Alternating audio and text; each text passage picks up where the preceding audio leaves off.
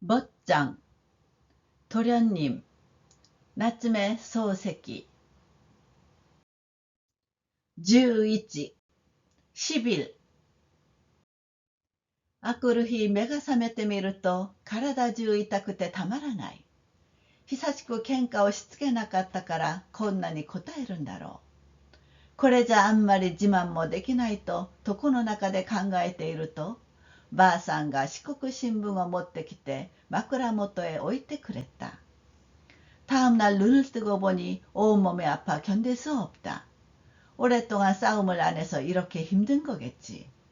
이래서야 그다지 자랑할 수 없다고 이불 속에서 생각하고 있는데 할머니가 시코쿠 신문을 가져와 머리맡에 놓아주었다.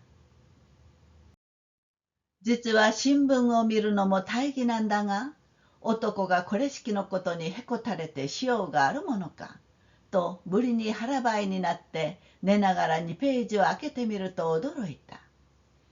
실은 신문을 보는 것도 귀찮지만 남자가 이까진 일에 녹초가 되어서야 어쩌겠는가 하고 억지로 엎드려 누워서 이 페이지를 펼쳐보고 깜짝 놀랐다. 昨日の喧嘩がちゃんと出ている。喧嘩の出ているのは驚かないのだが、中学の教師ホッターボーと近頃東京から赴任した生意気なるボートが純良なる生徒を指揮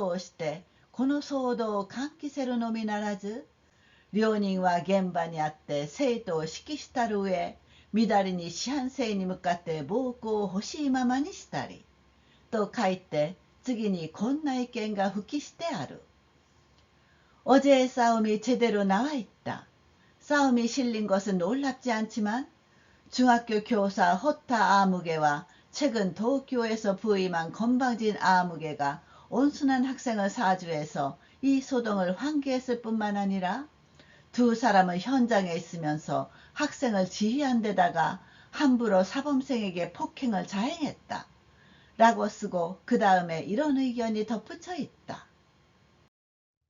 本県の中学は赤十字善良恩順の気風をもって全国の専務をするところなりしが、軽薄なる二十士のために我が校の特権を毀損せられて、この不面目を全市に受けたる以上は、御人は奮然として立ってその責任を問わざるを得ず、본현의 중학은 예부터 선량 온순한 기풍으로 전국에 부러움을 사는 곳이지만 경박한 두 풋내기 때문에 우리 학교의 특권이 훼손당하고 이 불명예를 시 전체가 받은 이상은 우리는 분연히 일어서서 그 책임을 묻지 않을 수 없다. 고진과 신즈、 御人が手を下す前に当局者は相当の処分をこのブライカンの上に加えて、彼らをして再び教育界に足を入るる余地なからしむること。そうして一時ごとにみんな黒点を加えてお灸を据えたつもりでいる。우리는 믿는다. 우리가 손을 대기 전에 당국자는 상응하는 처분을 이 무례한에게 가해서 그들로 하여금 다시는 교육계에 발을 들여놓을 여지를 없앨 것을. 그리고 한 글자마다 모두 흑점을 더해서 벌을 준 기분으로 있다. 俺は床の中でクソでも食らえと言いながらむっくり飛び起きた。不思議なことに、今まで体の節々が非常に痛かったのが、飛び起きると同時に忘れたように軽くなった。나는 이불 속에서 빌어먹을 하고 말하며 벌떡 일어났다. 신기하게도 지금까지 신체 관절이 꽤 아팠던 것이 벌떡 일어나자마자 잊은 듯이 가벼워졌다. 俺は新聞を丸めて庭へ投げつけたが、それでもまだ気に入らなかったからわざわざ後悔持っていって捨ててきた。新聞なんてむやみな嘘をつくもんだ。世の中に何が一番ホラを吹くと言って新聞ほどのホラ吹きはあるまい。나는 신문을 구겨 마당에 내던졌으나 그래도 아직 못 마땅해서 일부러 변소해 가지고 가서 버리고 왔다. 신문 같은 거 터무니없는 거짓말을 하는구나. 세상에서 뭐가 제일 허풍을 떠냐고 하면 신문만큼 허풍선이는 없을 것이다. 俺の言ってしかるべきことをみんな向こうで並べていやがる。それに近頃東京から赴任した生意気な坊とは何だ。天下に坊という名前の人があるか。考えてみろ。これでもれっきとした姓もあり名もあるんだ。刑事が見たけりゃ、ただのまんじゅう以来の先祖一人残らず拝ましてやら。내가 해야 할 말을 모두 저쪽에서 늘어놓고 있다. 게다가 최근 도쿄에서 부임한 건방진 아무개란 뭐냐? 천하에 아무개란 이름을 가진 사람이 있나? 생각해봐라. 이래봬도 어엿한 성도 있고 이름도 있다. 족보가 보고 싶으면 다다노 만주 이래의 조상을 한 명도 남김없이 보여주겠다.顔を洗ったらほっぺたが急に痛くなった。ばあさんに鏡を貸せと言ったら、今朝の新聞をお見たかなもし、と聞く。読んで後悔捨ててきた。欲しけりゃ拾ってこい。と言ったら驚いて引き下がった。얼굴을 씻었더니 뺨이 갑자기 아파졌다.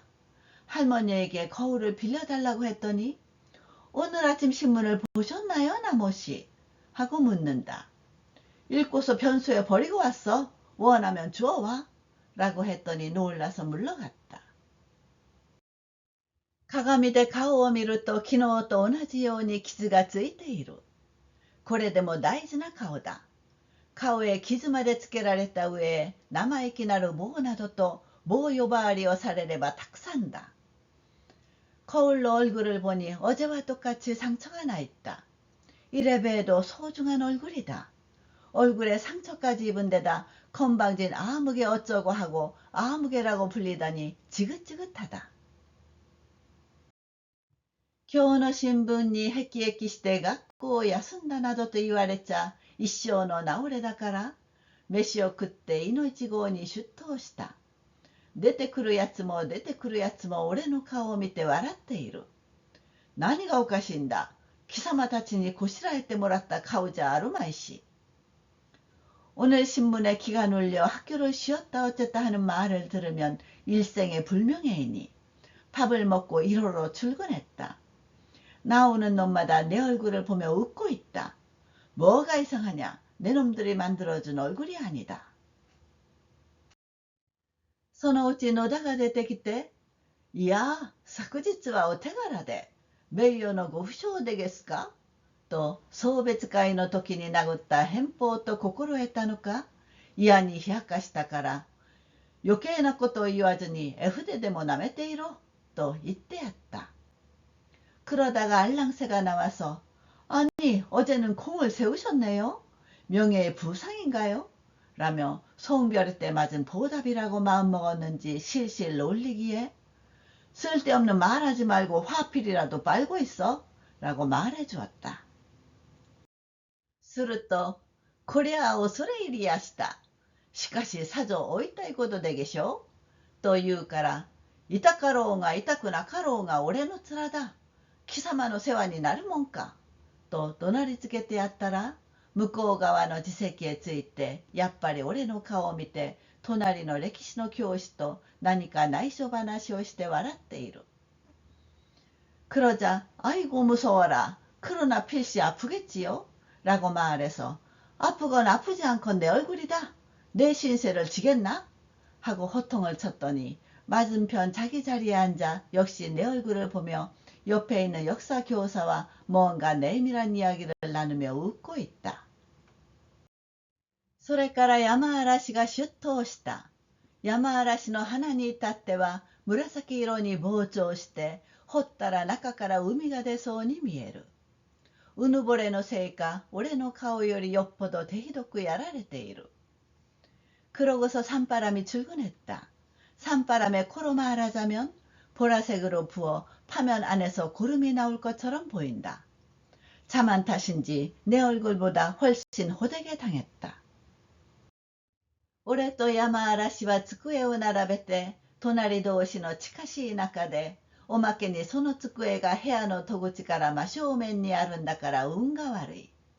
妙な顔が2つ固まっている。他のやつは退屈にさえなるときっとこっちばかり見る。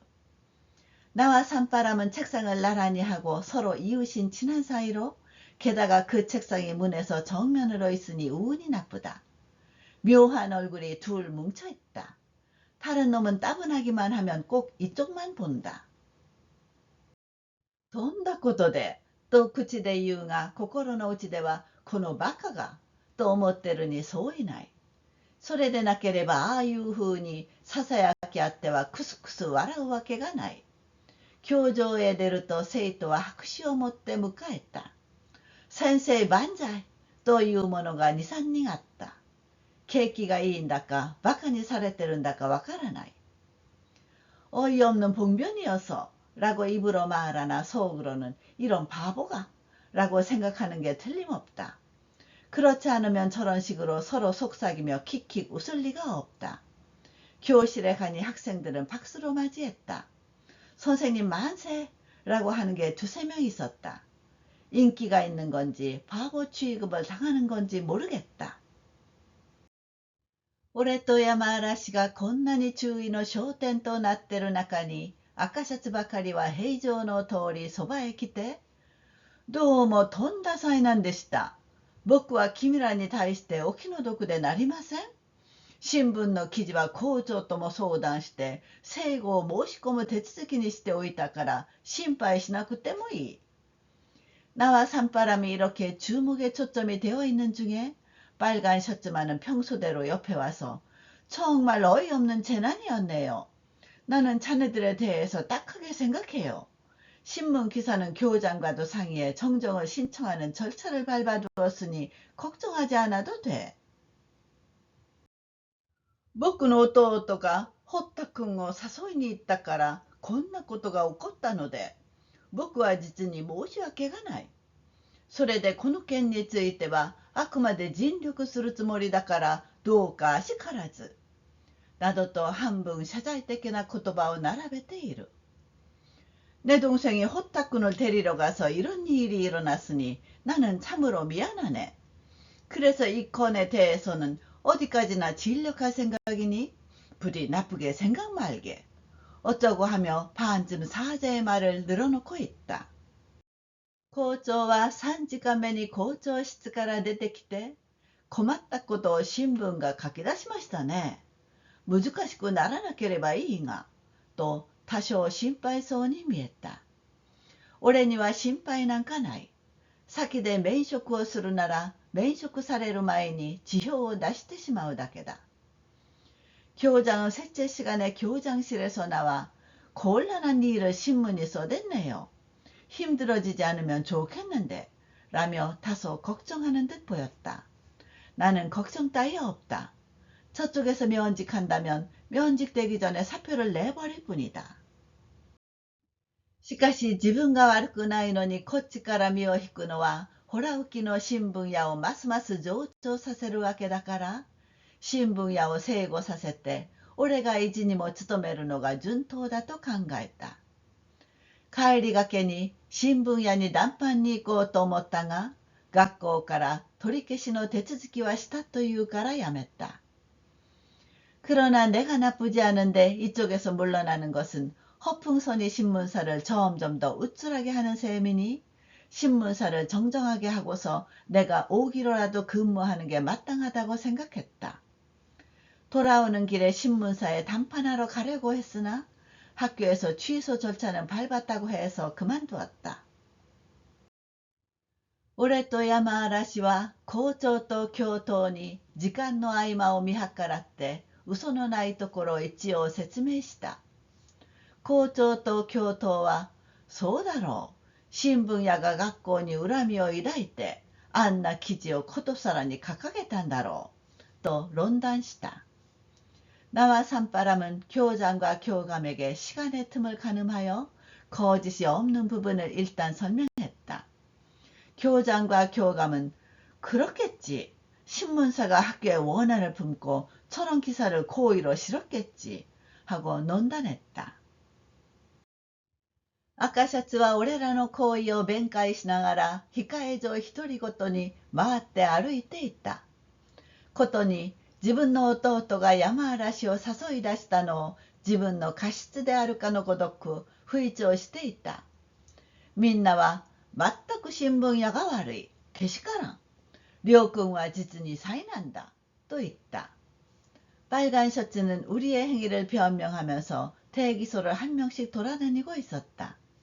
특히 자기 동생이 산바람을 불러낸 것을 자기 과실인 양 떠들어대고 있었다. 모두는 정말 신문사가 나쁘다. 괘씸하다. 두 분은 실로 재난이다. 라고 말했다. 가에리가 깨니 야마아라시와 김이 아까 셔츠와 쿠사이제 요진しないとやられるぜと注意した。どうせ臭いんだ。今日から臭くなったんじゃなかろう。と言うと、돌아오는 길에 산바람은 자네, 빨간 셔츠는 수상해. 조심하지 않으면 당해. 하고 주의했다. 어차피 수상해. 오늘부터 수상해진 게 아니잖아. 라고 했더니, 김이, まだ気がつかないか昨日わざわざ僕らを誘い出して喧嘩の中へ巻き込んだのは策だぜ。と教えてくれた。なるほど、そこまでは気がつかなかった。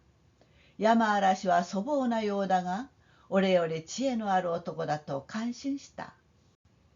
자네, 아직 눈치 못 챘나? 어제 일부러 우리를 깨어내 싸움 속에 휘말려 들게 한 것은 책략이야. 라고 가르쳐 주었다. 과연 거기까지는 깨닫지 못했다. 산바람은 난폭한 것 같지만 나보다 지혜로운 남자라고 감탄했다. ああやって喧嘩をさせておいて、すぐ後から新聞屋へ手を回して、あんな記事を書かせたんだ。実に乾物だ。新聞までも赤シャツか。そいつは驚いた。しかし、新聞が赤シャツの言うことをそうたやすく聞くかね。그렇게 해서 싸우게 해놓고 바로 이어서 신문사에 손을 써서 저런 기사를 쓰게 한 거야. 참으로 간사한 놈이야. 신문까지도 빨간 셔츠야? 그거 놀랍네. 그러나 신문이 빨간 셔츠가 하는 말을 그리 쉽게 듣나? 기카나 그때 신聞屋に友達がいりゃわけはないさ。友達がいるのかい？いなくてもわけないさ。嘘をついて事実これこれだと話はすぐ書くさ。듣지 않아도 신문사에 친구가 있으면 어렵지 않아. 친구가 있나? 없어도 문제 없어. 거짓말해서 사실 이러이러하다고 얘기하면 바로 쓸 거야. ひどいもんだな。本当に赤シャツの策なら僕らはこの事件で免職になるかもしれないね。悪くするとやられるかもしれない。そんなら俺は明日時報を出してすぐ東京へ帰っちまうわ。こんな下等なところに頼んだっているのは嫌だ。너무하네. 정말 빨간 셔츠의 책략이라면 우리는 이 사건을 면직될지도 모르겠네. 잘못하면 당할 수도 있어. 그렇다면 나는 내일 사표를 내고 바로 도쿄로 돌아갈 거야. 이런 하찮은 곳에 부탁해도 있기 싫어.君が辞表を出したって赤シャツは困らない。それもそうだな。どうしたら困るだろう。あんな乾物のやることは何でも証拠の上がらないようにと工夫するんだから反駁するのは難しいね。자네가 사표를 내도 빨간 셔츠는 곤란하지 않아. 그것도 그래? 어떻게 하면 곤란할까? 저런 간사한 놈이 하는 짓은 뭐든 증거가 나오지 않도록 궁리하니까 반박하기는 어렵지. 약하이다な。それじゃ濡れ衣を着るんだね。面白くもない。天道是か非かだ。まあ、もう2、3日様子を見ようじゃないか。それでいよいよとなったら湯の町で取って抑えるより仕方がないだろう。골치 아프네. 그럼 누명을 쓰는 거네. 우습지도 않네. 하늘의 이치는 옳은가 그른가네. 뭐 2, 3일 더 두고 보기로 하지. 그러다 막판엔 온천 동네에서 잡아 누르는 수밖에 없겠지. 喧嘩事件は喧嘩事件としてか。そうさ。こっちはこっちで向こうの急所を抑えるのさ。それもよかろう。俺は策略は下手なんだから万事よろしく頼む。いざとなれば何でもする.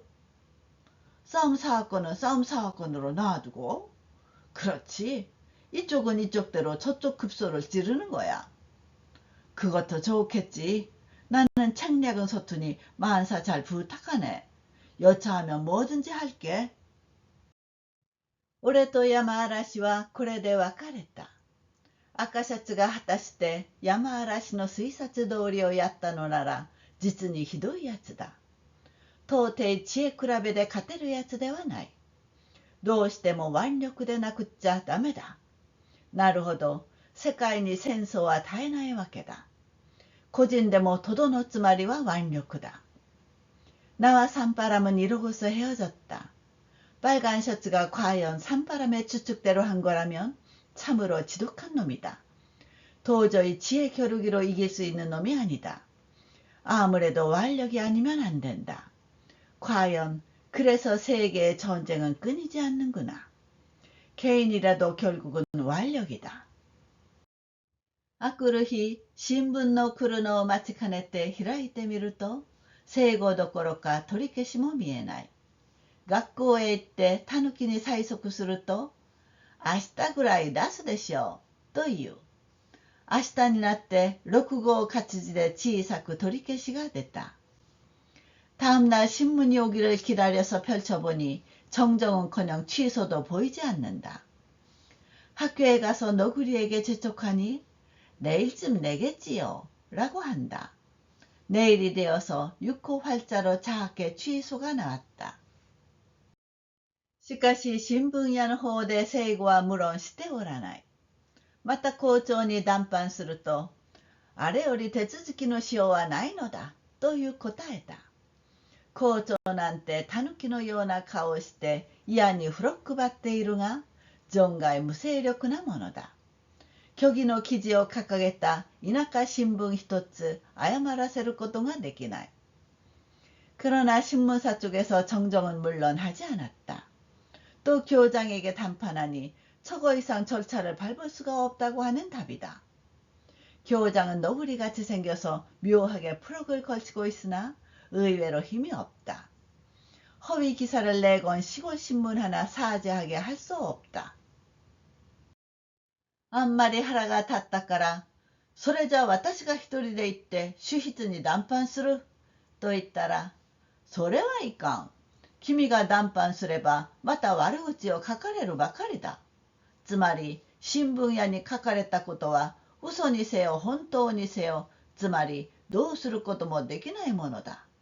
諦めるより他に仕方がない。と坊主の説教じみた説諭を加えた。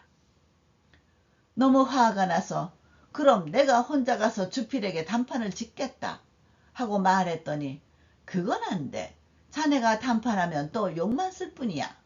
즉 신문사에서 쓴 건 거짓이든 정말이든 즉 어떻게 할 수도 없는 거야. 포기할 수밖에 없다.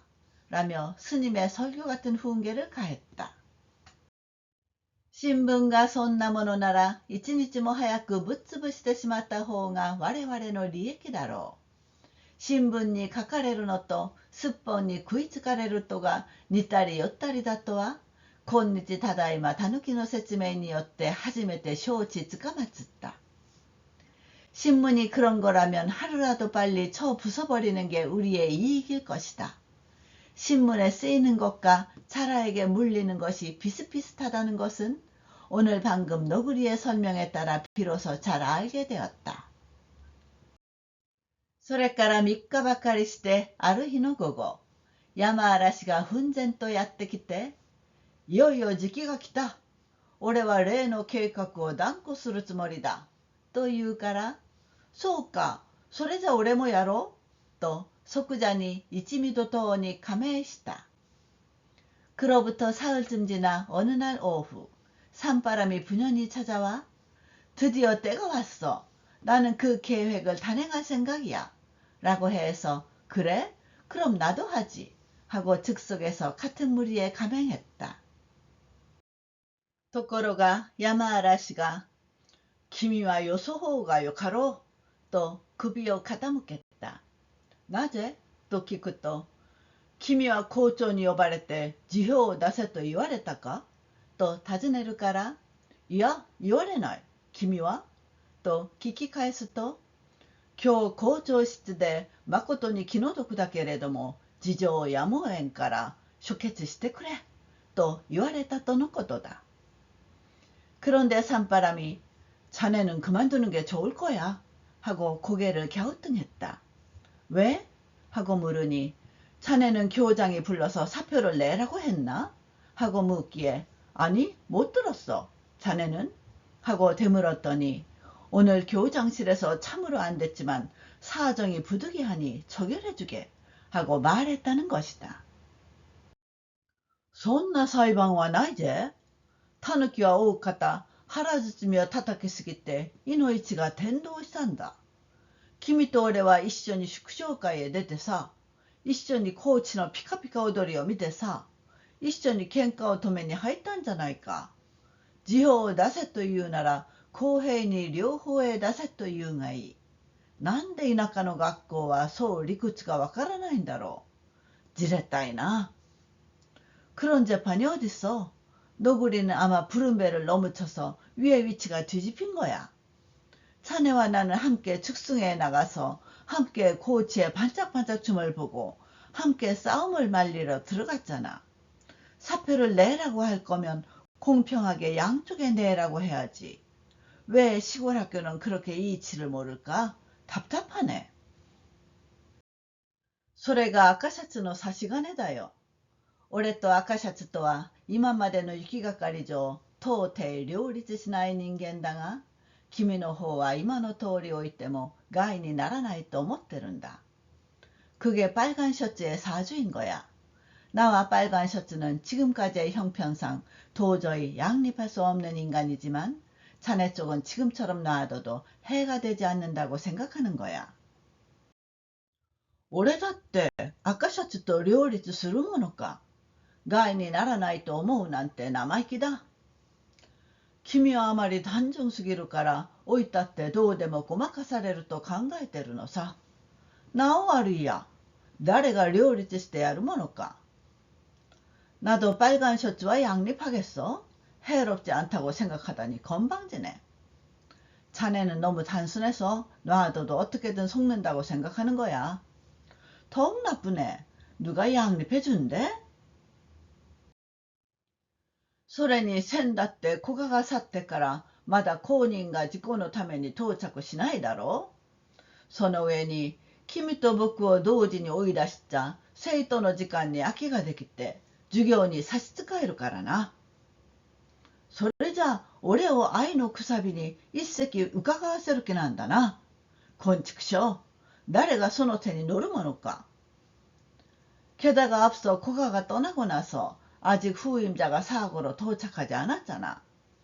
거기다 자네와 나를 동시에 내쫓으면 학생들 시간에 공백이 생겨 수업에 지장이 생기니까. 그럼 나를 연결수단으로 한 자리 차지하게 할 작정이군. 빌어먹을. 누가 그 수에 넘어간대? あくる日、俺は学校へ出て校長室へ入って談判を始めた。なんで私に辞表を出せと言わないんですか。へえとタヌキはあっけに取られている。堀田には出せ、私には出さないでいいという方がありますか。다음 날 나는 학교에 가서 교장실에 들어가 담판을 시작했다. 왜 저보고 사표를 내라고 안 하는 거죠? 에? 하고 너구리는 어안이 벙벙해 있다. 호타에게는 내라. 나한테는 내지 않아도 된다고 하는 법이 있어요? それは学校の方の都合で。その都合が間違ってますさ。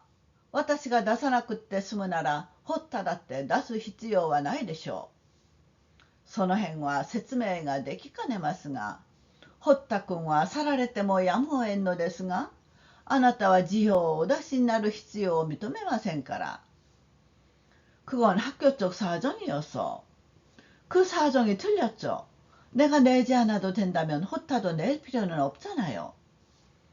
그 부분은 설명하기가 어려운데 호타 군은 떠나셔도 어쩔 수 없지만 선생님은 사표를 내실 필요를 인정하지 않으니까요. なるほど、たぬきだ。要領へないことばかり並べて、しかも落ち着き払ってる。俺はしようがないから。それじゃ私も辞表を出しましょう。堀田君一人辞職させて、私が安官としてとどまっていられると思っていらっしゃるかもしれないが、私にはそんな不人情なことはできません。과연 너구리다. 종잡을 수 없는 소리만 늘어놓고 게다가 침착하다. 나는 어쩔 수 없어서 그럼 저도 사표를 내지요. 호따군 혼자 사직시키고 내가 한가하게 머물 수 있다고 생각할지 모르지만 나는 그런 무인정한 짓은 할 수 없어요. それは困る。ホッタも去り、あなたも去ったら、学校の数学の授業がまるでできなくなってしまうから。できなくなっても私の知ったことじゃありません。그건 곤란해. 호타도 떠나고 선생님도 떠나면 학교의 수학 수업을 아예 못하게 돼버리니까. 못하게 돼도 제가 할 바 아니에요. 君、そうわがままを言うものじゃない。少しは学校の事情も察してくれなくっちゃ困る。それに、来てから一月経つか経たないのに辞職したというと、君の将来の履歴に関係するから、その辺も少しは考えたらいいでしょう。履歴なんか構うもんですか。履歴より義理が大切です。자네, 그렇게 제멋대로 구는 게 아니야. 조금은 학교 사정도 헤아려주지 않으면 곤란해. 게다가 온 지 한 달도 될까 말까인데 사직했다고 하면 자네 장래 이력과 관계되니 그 부분도 조금은 생각하는 게 좋겠지요. 이력 같은 건 상관없어요. 이력보다 의리가 중요해요. そりゃごもっとも。君の言うところはいちいちごもっともだが、私の言う方も少しは察してください。君がぜひ辞職するというなら辞職されてもいいから代わりのあるまでどうかやってもらいたい。とにかくうちでもう一遍考え直してみてください。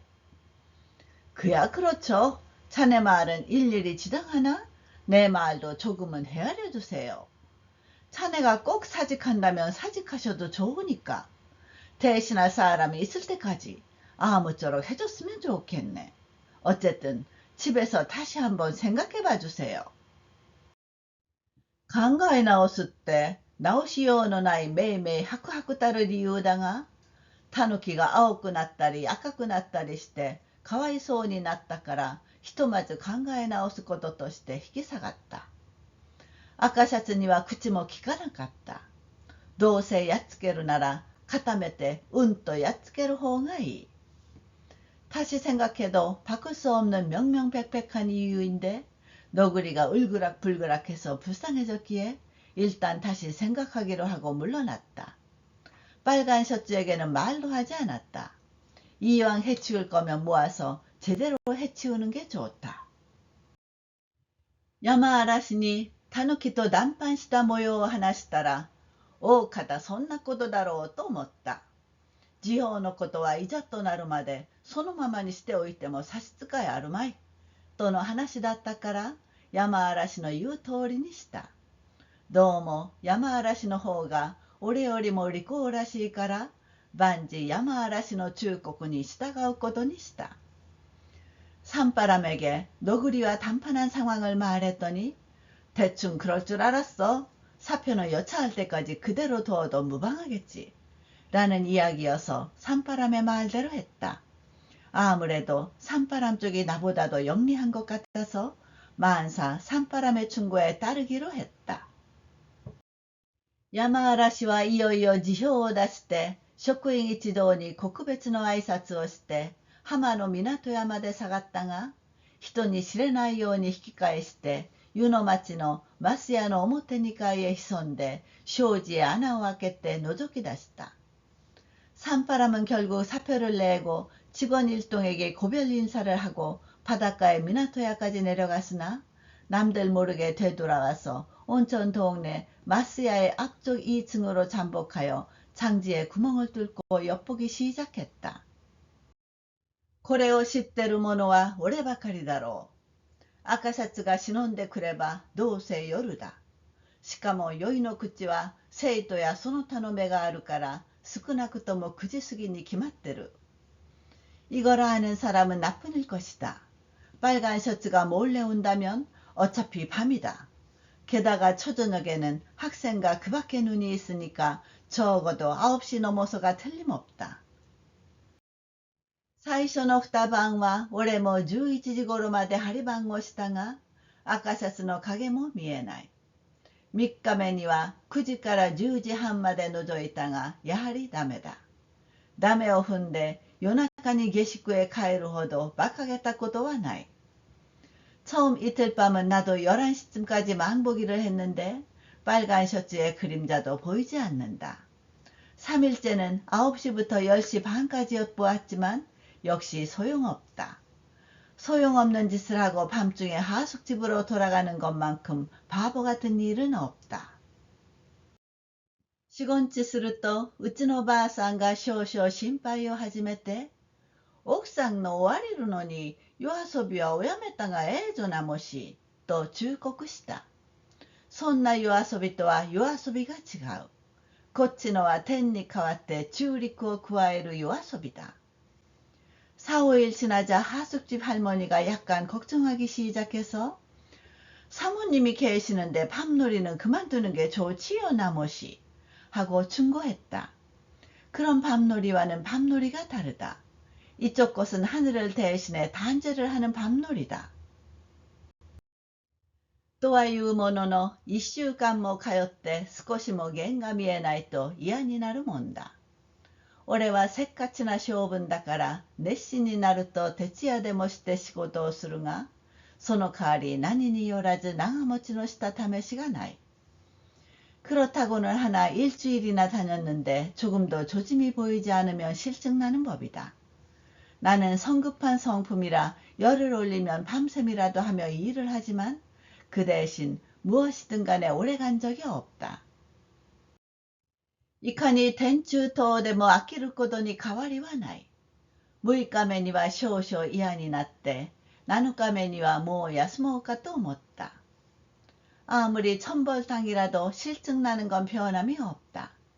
6일째 날에는 좀 실증나고 7일째 날에는 그만 쉴까 생각했다.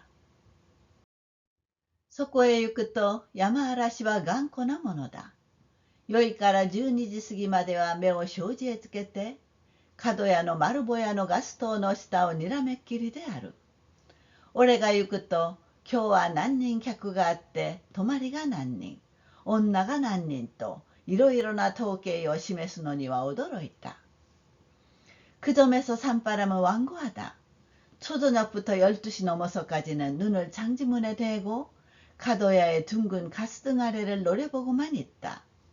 내가 가면 오늘은 몇 명 손님이 있었고 숙박 인원이 몇 명, 여자가 몇 명이라고 여러 가지 통계를 제시하는 데는 놀랐다.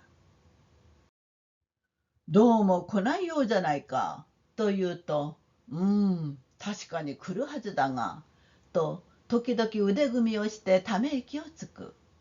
かわいそうに、もし赤シャツがここへ一度来てくれなければ、山嵐は生涯天柱を加えることはできないのである。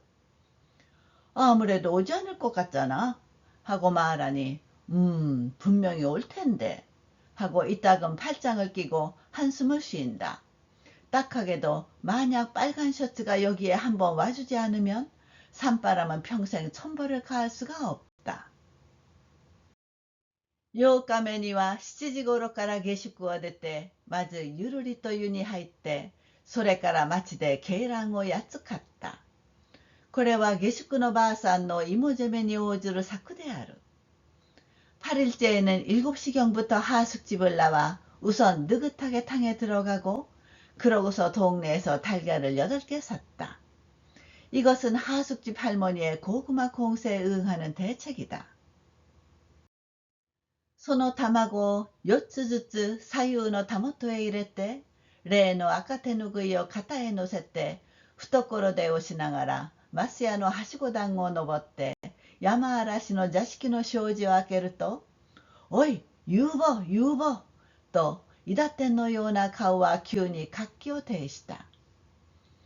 그 달걀을 4개씩 좌우 소매에 넣고 전에 그 빨간 수건을 어깨에 얹고 팔짱을 끼고서 마스야의 계단을 올라가 산바람 방의 장지문을 열자 어이 유망 유망 하며 위타청 같은 얼굴이 갑자기 활기를 띠었다. 夕べまでは少しふさぎの気味で肌で見ている俺さえ陰気臭いと思ったくらいだが、この顔色を見たら俺も急に嬉しくなって何も聞かない先から愉快愉快と言った。어젯밤까지는 조금 울적한 기색이어서 옆에서 보고 있는 나조차 어둡고 음침하다고 생각했을 정도였는데 이 얼굴색을 보니 나도 갑자기 기뻐져서 아무것도 듣기 전에 유쾌 유쾌 라고 말했다. 今夜 7時半頃小鈴という芸者が角屋へ入った。赤シャツと一緒か。いや、それじゃダメだ。오늘 저녁 7시 반쯤 그 고스즈라는 기생이 카도야에 들어갔어. 빨간 셔츠랑 같이야? 아니, 그럼 안 되는데. 게이샤와 2人連れだがどうも有望らしい。どうしてどうしてって、ああいうずるいやつだから芸者を先へよこして後から忍んでくるかもしれない。そうかもしれない。もう9時だろう。芸者는 둘이 동행하는데 아무래도 유망할 것 같아. 왜? 왜라니. 저런 교활한 놈이니까 기생을 먼저 보내고 나중에 몰래 올지도 몰라. 그럴지도 모르지. 이제 9시지. 今9時12分ばかりだ。と帯の間からニッケル製の時計を出してみながら言ったが、おい、ランプを消せ。障子へ2つ坊主頭が映ってはおかしい。狐はすぐ疑るから。지금 9시 12분 됐어. 하고 허리띠 사이에서 니켈 시계를 꺼내보며 말했는데, 이봐, 램프를 꺼. 장지문에 2개 중머리가 비치면 이상해. 여우는 금방 의심하니까. 俺は一貫張りの机の上にあった置きランプをふっと吹き消した。星明かりで障子だけは少々明るい。月はまだ出ていない。俺と山嵐は一生懸命に障子へ顔をつけて息を凝らしている。チーンと9時半の柱時計が鳴った。나는 오칠한 책상 위에 있던 탁상 램프를 훅 불어껐다. 별빛으로 장지문만은 좀 밝다. 달은 아직 뜨지 않았다. 나와 산바람은 열심히 장지문의 얼굴을 대고 숨죽이고 있다. 댕 하고 9시 반에 벽시계가 울렸다. 어이, 来るだろうかな。今夜来なければ僕はもう嫌だぜ。俺はゼニの続く限りやるんだ。ゼニっていくらあるんだい。今日までで8日分5円60銭払った。いつ飛び出しても都合のいいように毎晩勘定するんだ。어이, 올까? 오늘 밤에 오지 않으면 나는 이제 싫어. 난 돈이 있는 한 할 거야. 돈이라니 얼마 있는데? 오늘까지 8일치 5엔 60전 냈어. 언제 뛰쳐나가도 괜찮도록 매일 밤 계산하는 거야. それは手回しがいい。宿屋で驚いてるだろう。宿屋はいいが気が離せないから困る。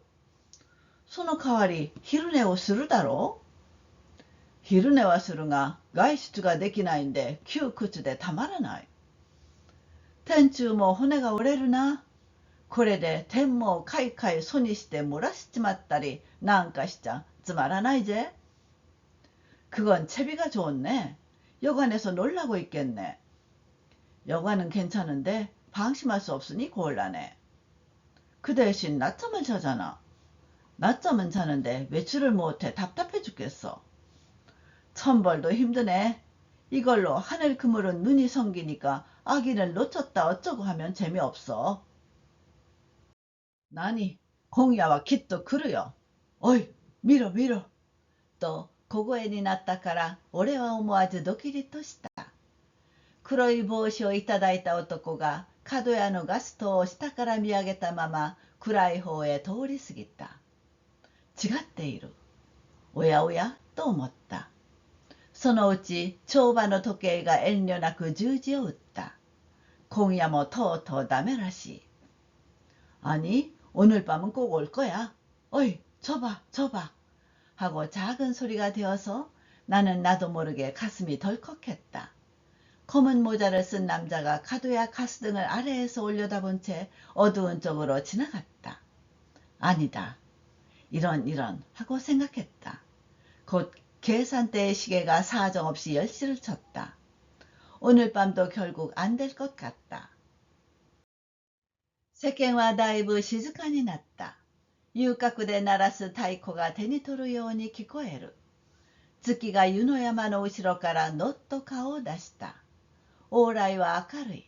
すると下の方から人声が聞こえ出した。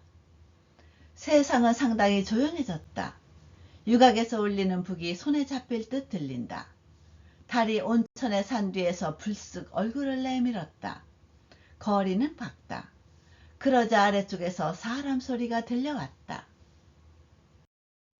窓から首を出すわけにはいかないから姿を突き止めることはできないが、だんだん近づいてくる模様だ。カランカランと駒下駄を引きずる音がする。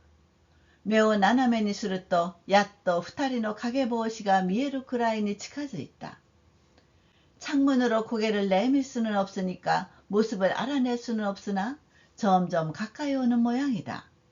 딸깍딸깍 남학신을 끄는 소리가 난다. 눈을 비스듬히 뜨자 가까스로 두 명의 그림자가 보일 정도로 가까워졌다. 뭐大丈夫ですね。邪魔者は追っ払ったから。まさしく野田の声である。強がるばかりで策がないからしようがない。これは赤シャツだ。이제 괜찮아요? 방해물은 쫓아버렸으니까. 확실히 알랑새 목소리다. 센 척할 뿐이지 계책이 없으니 어쩔 수 없지. 이건 빨간 셔츠다. あの男もベランメイに似ていますね。あのベランメイときたら勇み肌の坊ちゃんだから愛嬌がありますよ。上級が嫌だの、辞表を出したいのって、あれはどうしても神経に異常があるに相違ない。그 녀석도 얼간이를 닮았어요. 그 얼간이는 혁기 부리는 도련님이니 애교가 있어요.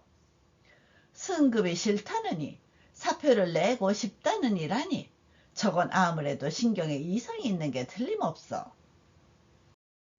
俺は窓を開けて2階から飛び降りて思うさまぶちのめしてやろうと思ったが、やっとのことで辛抱した。二人はははははと笑いながらガス灯の下をくぐって角屋の中へ入った。나는 창문을 열고 2층에서 뛰어내려 마음껏 두들겨 패고 싶었으나 겨우 참았다. 둘은 하하하하 웃으며 가스등 아래를 빠져나가 가도야 안으로 들어갔다. 어이, 어이, 기타제, 토토 기타. 이봐, 이봐, 왔어. 드디어 왔네. これでようやく安心した。野田の畜生、俺のことを勇み肌の坊ちゃんだと抜かしやがった。邪魔者というのは俺のことだぜ。失敬千万な。이제 겨우 안심했네. 알랑새 자식, 나를 혁기 부리는 도련님이라고 짓거렸어. 방해물이라는 건 나를 말하는 거야. 무례하기 짝이 없어. 俺と山嵐は二人の帰路を擁撃しなければならない。しかし、二人はいつ出てくるか見当がつかない。山嵐は下へ行って、今夜ことによると夜中に用事があって出るかもしれないから、出られるようにしておいてくれと頼んできた。今思うと、よく宿の者が承知したものだ。大抵なら泥棒と間違えられるところだ。나와 산바람은 둘의 기로를 요격해야 한다. 하지만 둘이 언제 나올지 가늠할 수 없다. 산바람은 아래에 가서 오늘 밤에 어쩌면 한밤중에 이 일이 있어서 나갈지도 모르니까 나갈 수 있게 해달라고 부탁하고 왔다. 지금 생각하면 잘도 여간이 승낙했다. 대개는 도둑으로 오인될 판이다. 赤シャツの来るのを待ち受けたのはつらかったが、出てくるのをじっとして待っているのはなおつらい。寝るわけにはいかないし、始終障子の隙から睨めているのもつらいし、どうもこうも心が落ち着かなくって、これほど難儀な思いをしたことはいまだにない。빨간 셔츠가 오기를 기다리기는 힘들었지만 나오기를 가만히 기다리기는 더욱 힘들다. 잘 수도 없고 시종 장지문 틈으로 노려보고 있는 것도 힘들고 이래도 저래도 마음이 안정되지 않아 이만큼 고생스럽게 생각한 적은 지금껏 없다. いっそのこと角屋へ踏み込んで現場を取って抑えようと発議したが、山嵐は一言にして俺の申し出を退けた。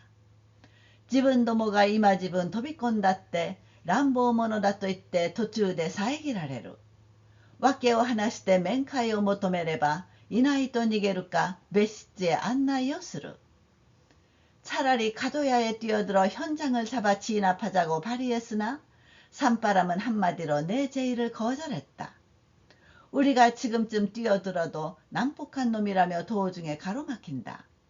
사정을 이야기하고 면회를 청하면 없다며 도망치던가 별실로 안내한다. 不用意のところへ踏み込めると仮定したところで何重とある座敷のどこにいるかわかるものではない。退屈でも出るのを待つより他に策はないというから、ようやくのことでとうとう朝の5時まで我慢した。뜻하지 않을 때 뛰어들었다고 가정해도 수십 개의 방 어디에 있는지 알 수 없다. 지루해도 나오기를 기다리는 수밖에 달리 방책이 없다고 해서 간신히 드디어 새벽 5시까지 참았다. 角屋から出る二人の影を見るや否や、俺と山嵐はすぐ後をつけた。一番汽車はまだないから、二人とも城下まで歩かなければならない。湯の町を外れると、一丁ばかりの杉並木があって、左右は田んぼになる。가도야에서 나오는 둘의 그림자를 보자마자 나와 산바람은 바로 뒤를 밟았다. 첫 기차는 아직 없으니까 둘 다 성 아래까지 걸어야 한다. 온천 동네를 벗어나니 한 블럭 정도 삼나무 가로수가 있고 좌우에 눈이 있다. それを通り越すとここかしこにわらぶきがあって畑の中を一筋に城下まで通る土手へ出る。町さえ外れればどこで追いついても構わないが、なるべくなら人家のない杉並木でつらまえてやろうと見え隠れについてきた。그곳을 지나가니 곳곳에 초가집이 있고 밭속을 외길로 성 아래까지 뚫린 둑으로 나온다. 동네만 벗어나면 어디서 따라붙어도 상관없지만 가능하면 인가가 없는 삼나무 가로수에서 붙잡아 주려고 숨바꼭질 하듯이 따라왔다. 町を外れると急に駆け足の姿勢で颯のように後ろから追いついた。何が来たかと驚いて振り向くやつを待てと言って肩に手をかけた。野田は狼狽の気味で逃げ出そうという気識だったから、俺が前へ回って行く手を塞いでしまった。동네를 벗어나자 갑자기 달리기 자세로 질풍처럼 뒤에서 따라잡았다. 뭐가 왔나 하고 놀라 돌아보는 놈을 기다려 하며 어깨에 손을 댔다. 알랑새는 당황한 기색으로 도망치려는 광경이었기에 내가 앞으로 돌아가서 갈 길을 막아버렸다. 京都の職を持ってる者がなんで角屋へ行って泊まったと山嵐はすぐなじりかけた。京都は角屋へ泊まって悪いという規則がありますかと赤シャチは依然として丁寧な言葉を使ってる。顔の色は少々青い。교감의 직을 가진 자가 왜 가도야에 가서 묵었나? 하고 산바람이 곧 다그쳤다. 교감은 가도야에 묵으면 나쁘다는 규칙이 있나요? 하고 빨간 셔츠는 여전히 공손한 말을 쓰고 있다. 얼굴색은 좀 창백하다. 도리시마리죠. 不都合だから蕎麦屋や団子屋へさえ入ってはいかんというくらい緊直な人がなぜ芸者と一緒に宿屋へ泊まり込んだ。野田は隙を見ては逃げ出そうとするから俺はすぐ前に立ちふさがって「ベランメイの坊ちゃんったなんだ!」と怒鳴りつけたら단속상 좋지 않으니 메밀국수집과 경단가게마저 들어가선 안 된다고 할 만큼 올곧은 사람이 왜 기생과 함께 여관에 들어갔나? 알랑새는 틈을 봐 도망치려 해서 나는 바로 앞을 가로막고 얼간이 도련님이 뭐야? 하고 호통을 쳤더니 예, 기미노코도 이딴자 나인데스. 맞다 그 나인데스. 또 대치맨핀이 이와케가 마시ことを抜かした。俺はこの時気がついてみたら両手で自分のたもとを握っている。追っかける時にたもとの中の卵がブラブラして困るから両手で握りながら来たのである。아니 자네를 말한 게 아니에요. 절대 아니에요. 하고 철면피하게 변명 같은 걸 짓거렸다. 나는 이때 정신을 차려보니 양손으로 내 소매를 움켜쥐고 있었다. 뒤쫓을 때 소매 속 달걀이 흔들흔들해서 곤란하니까 양손으로 잡으며 온 것이다. 올해와 이끼나리 타모토에手を入れて卵を2つ取り出してやっと言いながら野田の面へ叩きつけた。卵がぐちゃりと割れて鼻の先から黄身がだらだら流れ出した。나는 갑자기 소매에 손을 넣어 달걀 2개를 꺼내 야 하고 말하면서 알랑새 얼굴에 내던졌다. 달걀이 퍽 깨져서 코끝에서 노른자가 줄줄 흐르기 시작했다. 노다와 여포도仰天したものと見えてわっと言いながら尻餅をついて助けてくれと言った。俺は食うために卵は買ったがぶつけるためにたもとへ入れてるわけではない。ただ癇癪のあまりについぶつけるともなしにぶつけてしまったのだ。알랑새는 어지간히 기겁한 듯이 왓 하고 말하면서 엉덩방아를 찍고 살려주게 하고 말했다. 나는 먹기 위해 달걀을 샀는데 던지려고 소매에 넣은 건 아니다. 그저 우라통이 터진 나머지 그만 던지려던 것도 아닌데 던져버린 것이다. しかし野田が尻餅をついたところを見て初めて俺の成功したことに気がついたから「こんちくしょこんちくしょ」と言いながら残る6つをむちゃくちゃに叩きつけたら野田は顔中黄色になった。그러나 알랑새가 엉덩방아를 찧은 것을 보고 비로소 내가 성공했다는 것을 깨닫고는 개자식 개자식 하고 말하면서 남은 6개를 마구 내던졌더니 알랑새는 얼굴이 노랗게 변했다. 올해가卵叩きつけているうち山嵐と赤シャツはまだ談判最中である。芸者を連れて僕が宿へ泊まったという証拠がありますか。내가 달걀을 내던지고 있는데 산바람과 빨간 셔츠는 아직 한창 단판 중이다. 기생을 데리고 내가 여관에 묵었다는 증거가 있어요? 여인이 기사마노 나지미노芸者が 가도에 入ったのを見て言うことだ。ごまかせるものか。ごまかす必要はない。僕は吉川君と2人で泊まったのである。芸者が여인に入ろうが入るまいが僕の知ったことではない。초저녁에 내 놈의 단골 기생이 가도야에 들어간 것을 보고 하는 말이야. 속을 줄 아나. 속일 필요가 없어. 나는 요시카와군과 둘이서 묵었어. 기생이 초저녁에 들어가든 말든 내가 할 바 아니지. 나말해. 또 야마아라시와 겐코츠を食わした。赤シャツはよろよろしたが、これは乱暴だ。狼藉である。利費を弁じないで腕力に訴えるのは無法だ。닥쳐! 하고 산바람은 주먹을 날렸다. 빨간 셔츠는 비틀거렸으나 이건 폭력이야. 행패야. 시비를 가리지 않고 완력에 호소하는 건 무법이야. 무호대 탁산다. 또 맞다 포카리 또 나그르. 기사마노 요나 칸부츠와 나그라나 그자 고다에 나인다. 또 포카포카 나그르. 俺も同時に野田を散々に叩き据えた。しまいには二人とも杉の根方にうずくまって動けないのか、目がチラチラするのか、逃げようともしない。무법으로 충분해 하고 또 퍽 하고 때렸다. 너 같은 간사한 놈은 때리지 않으면 알아듣지 못해 하고 퍽퍽 때린다. 나도 동시에 알랑새를 호되게 때려주었다.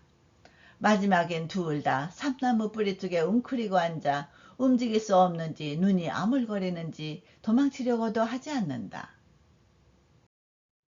뭐 닭산까? 닭산대 낚게랴 마다 나긋대야루. 또 포칸포칸 또 후다리대 나긋따라 뭐 닭산다 또 있다. 노다니 기사마 뭐 닭산까? 또 기이따라 물론 닭산다 또 곧다했다. 이제 됐냐? 안 됐으면 또 때려줄 거야. 라며 퍽퍽 둘이서 때렸더니 이제 됐어. 라고 말했다. 알랑새에게 내 놈도 됐냐? 하고 물었더니 물론 됐어. 하고 대답했다. 키사마라와 칸부츠다까라 고우야때 덴추어 구하에룬다. 코레니 코리때 이라이 츠츠시무가이. 이쿠라 코토바 타쿠미に 弁解が立っても正義は許さんぞ。と山嵐が言ったら二人とも黙っていた。ことによると口を聞くのが大義なのかもしれない。내 놈들이 간사하니까 이렇게 천벌을 가하는 거야. 이에 질려서 이후엔 삼가는 게 좋아. 아무리 교묘하게 변명을 해도 정의는 용서치 않아. 하고 산바람이 말하자 둘 다 입 다물고 있었다. 어쩌면 말하는 게 힘든 것일지도 모른다. 올해와 니게 뭐 가쿠레모센. 今夜5時までは浜の港屋にいる。用があるなら巡査なりなんなりよこせ。と山嵐が言うから、俺も逃げも隠れもしないぞ。堀田と同じところに待ってるから、警察へ訴えたければ勝手に訴えろ。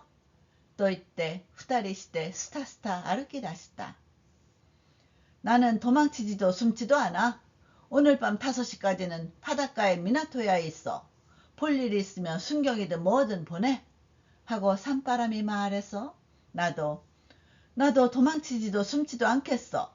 호타와 같은 곳에서 기다리고 있을 테니 경찰에 고소하려면 멋대로 고소해. 라고 말하고 둘이서 종종 걸음으로 걷기 시작했다. 올해가下宿へ帰ったのは7時少し前である。部屋へ入るとすぐ荷造りを始めたら、ばあさんが驚いて、どう知るのじょなもし、と聞いた。おばあさん、東京へ行って奥さんを連れてくるんだ。と答えて勘定を済まして、すぐ汽車へ乗って浜へ来て港屋へ着くと、山嵐は2階で寝ていた。내가 하숙집에 돌아온 것은 7시 조금 전이다. 방에 들어서자마자 짐을 싸기 시작했더니 할머니가 놀라 왜 그러시는 거예요, 나모씨? 하고 물었다. 할머니, 도쿄에 가서 부인을 데려올 거야. 하고 대답하고는 계산을 마치고 바로 기차를 타고 바닷가로 와서 미나토야에 도착하니 산바람은 2층에서 자고 있었다. 俺は早速字を書こうと思ったが、何と書いていいかわからないから、私に都合これあり、辞職の上、東京へ帰り申しそろにつき、さようご承知くだされたく候。以上、と書いて、校長宛てにして郵便で出した。나는 즉시 사표를 쓰려고 생각했으나 뭐라고 써야 할지 몰라서 개인적 사정이 있어 사직하고 도쿄로 돌아가고자 하니 부디 승낙해 주시기 바랍니다. 이상 하고 써서 교장 앞으로 우편으로 보냈다. 기생와夜6時の出版である。山嵐も俺も疲れてぐうぐう寝込んで目が覚めたら午後2時であった。下女に巡査は来ないかと聞いたら参りませんと答えた。赤シャツも野田も訴えなかったな。또二人は大きに笑った。기선은 저녁 6시 출범이다.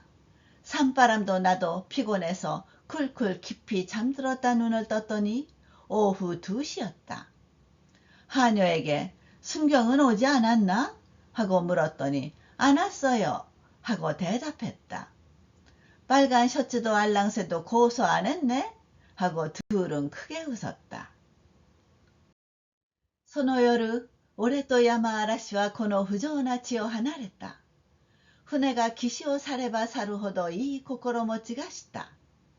神戸から東京までは直行で新橋へ着いた時はようやくシャバへ出たような気がした。山嵐とはすぐ別れたきり今日まで会う機会がない。그날 밤 나와 산바람은 이 부정한 땅을 떠났다. 배가 해안을 떠나면 떠날수록 기분이 좋아졌다. 코베에서 도쿄까지는 직행으로 신바시에 도착했을 때는 겨우 사바로 나온 것 같았다. 산바람과는 곧 헤어진 채 오늘까지 만날 기회가 없다. 기어노ことを話すのを忘れていた。俺が東京へ着いて下宿へも行かず、カバンを下げたまま、清や帰ったよ、と飛び込んだら、あら、坊ちゃん、よくまあ、早く帰ってきてくださった、と涙をポタポタと落とした。俺もあまり嬉しかったから、もう田舎へは行かない、東京で清と家を持つんだ、と言った。기호에 대해 이야기하는 것을 잊고 있었다. 내가 도쿄에 도착해 하숙집에도 가지 않고 가방을 든 채 기호야 돌아왔어 라며 뛰어들었더니 어머 도련님 빨리 잘 돌아와 주셨네요 라며 눈물을 뚝뚝 흘렸다. 나도 너무 기뻐서 이제 시골에는 안 가. 도쿄에서 기호와 집을 갖겠어 라고 말했다. その後、ある人の終戦で外鉄の機種になった。月給は25円で家賃は6円だ。清は玄関付きの家でなくっても至極満足の様子であったが、気の毒なことに今年の2月肺炎にかかって死んでしまった。그 후 어떤 사람의 주선으로 전철기수가 되었다. 월급은 25엔이고 집세는 6엔이다. 기호는 현관이 딸린 집이 아니어도 지극히 만족하는 모습이었는데 안타깝게도 금년 2월 폐렴에 걸려 죽고 말았다. 死ぬ前日俺を呼んで坊ちゃんご承だから清が死んだら坊ちゃんのお寺へ埋めてください。お墓の中で坊ちゃんの来るのを楽しみに待っておりますと言った。だから清の墓は고비나타노 요겐지니 아루. 죽기 전날 나를 불러 도련님 제발 부탁이니 기호가 죽으면 도련님 절에 묻어주세요. 무덤 속에서 도련님이 오기를 고대하고 있겠어요. 라고 말했다. 그래서 기호의 무덤은 고비나타의 요겐지에 있다.